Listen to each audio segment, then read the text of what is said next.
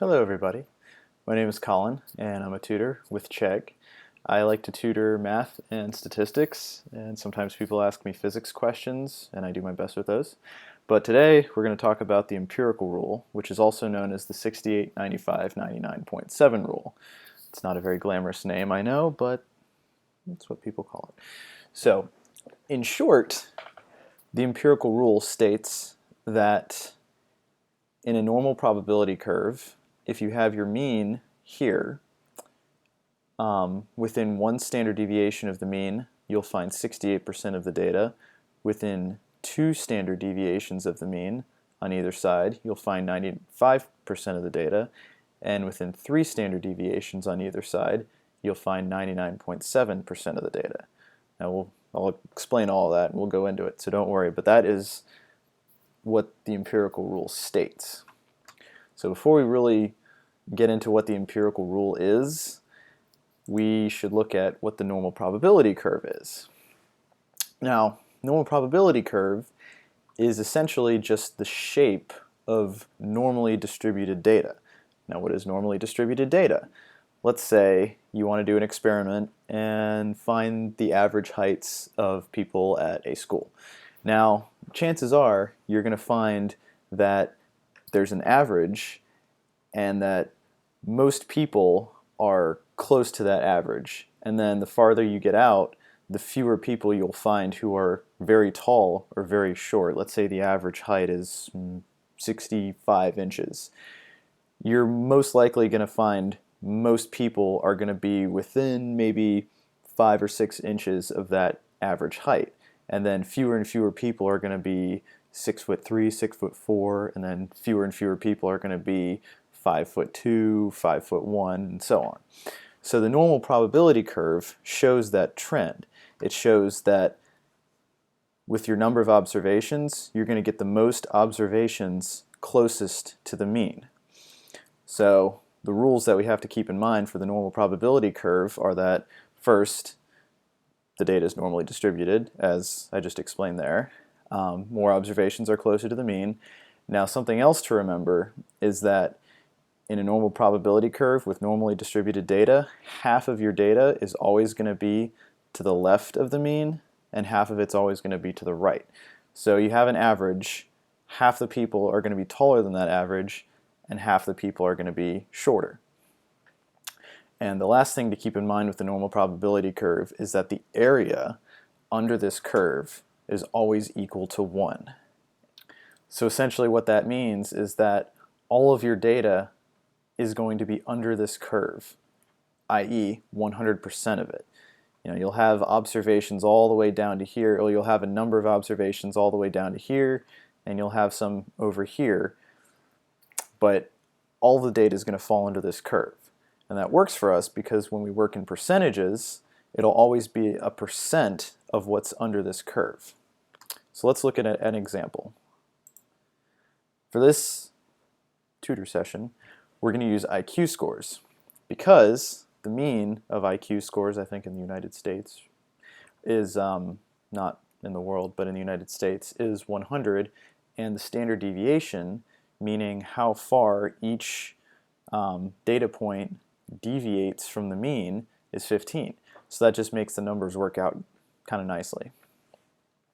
So our mean is right here, it's 100, and we'll look at the standard deviation later. But first of all, let's consider this, that 50% of IQ scores are below 100 and 50% are above 100.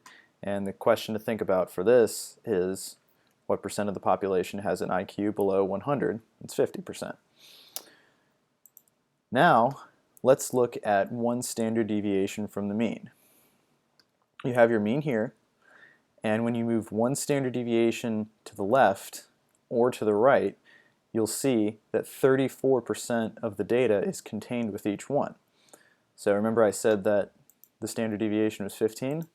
When you move one standard deviation up, you get to 115, and when you move one standard deviation down, you get to 85. Now, what this says is that 34% of all of your observations are going to have an IQ score that is between 85 and 100. Also, 34% of your observations are going to have an IQ score between 100 and 115. So what that says, this question here, answered right there, 34% is between 100 and 115. Now what that does is when you look at the trend of data within one standard deviation on either side, you get a total of 68. Because you see 34 on the left, 34 on the right is a grand total of 68. 68% of your data falls within one standard deviation of the mean, which is 100. So you can see 68% of people in America are going to have an IQ between 85 and 115. And remember, this is all 68% of the 100% total of the data under this curve. Now when you add another standard deviation to that, when we go another standard deviation to get to 70, just 85 minus 15, 15 standard deviation, and then when you add 15 to 115 to get 130, we won't add as much data. Now remember I mentioned that when you do an experiment and you look at, say, heights, most of the people are going to be very close to the mean. So when you move further out, you'll see that fewer people are 2 standard deviations away, and fewer people are 2 standard deviations away on this side. So only 13.5% of people have an IQ between 115 and 130. Likewise, only 13.5% of people have an IQ between 70 and 85. So what we can do here is we see that when you add 13.5 plus 13.5 and add that to 68, you get 95 total. So you can see that 95% of people have an IQ between 70 and 130, which is 2 standard deviations below the mean and 2 standard deviations above the mean. Now this question that we should ask here, what percent of the population has an IQ between 85 and 130? Well, you can look at it here. You can see that 68% is between 85 and 115. Then we just add on an additional 13.5%. So that is going to be 81.5% of people have an IQ between 85 and 130. We'll do a little thingy there. That's the answer to that one. And I mentioned when you add 13.5 and 13.5 and add that to 68, you get 95% within those 2 standard deviations on either side. Now we want to move an additional one on either side.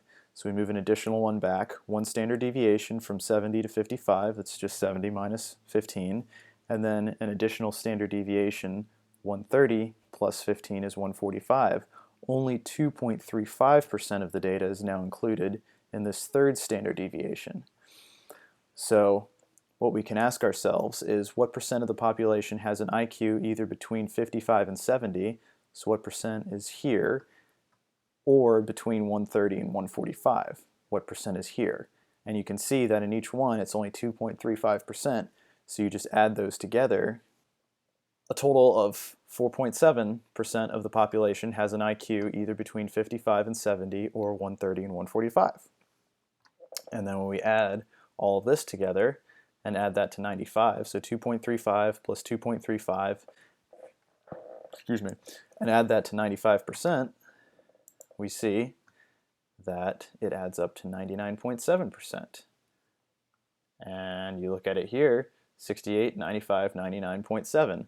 This means that within 3 standard deviations above and below the mean, we're going to find 99.7% of the population. In other words, 99.7% of the population has an IQ between 55 and 145. And then our final question here, what percent of the population has an IQ either below 55 or greater than 115? Now this one is going to be a little bit trickier because it's not an exact, it doesn't match up exactly. You can't just say, oh, well, it's 95 or it's 99.7. We're going to have to cut it up into little pieces. So let's do this. You can see that below 55, it's just a little tiny bit here. and above 115, there's a considerable bit here. Now remember this, the area underneath the curve, the normal probability curve, is 1.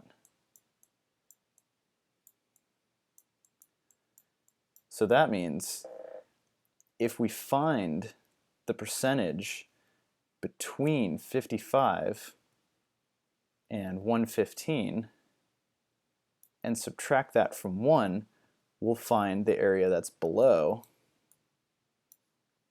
and above. Because we're interested in this and this. But instead of finding those individually, we're going to find the area of 55 to 115, and we're going to find that percentage. So let's look at this. We know that between 85 and 115 is 68%. That's easy. We also know that between 70 and 85 is 13.5. So right now we can add 68 plus 13.5. That will give us all of this area. Oops. It will give us all of this area plus this area from 70 to 85. Now we only have one more piece from 55 to 70, and if we go back here, we remember that that's 2.35%. So if we just add 2.35, unfortunately, I already did that calculation, and this turns out to be 83.85%, which is the same as 0.8385. So what does that tell us? That tells us that 83.85% of the data, or 85.83, excuse me, 0.8385, 83.85% of people have an IQ between 55 and 115. So that is all this here. 83.85% of people fall within that. But since we're interested in the area not included in that, all we do is say 1 minus 0.8385,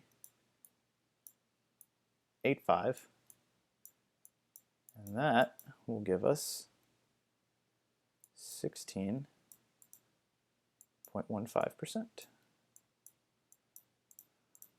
which is otherwise 0.1615.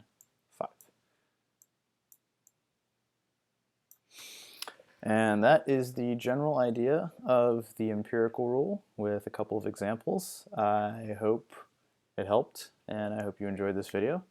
Thank you, and I hope to see you again.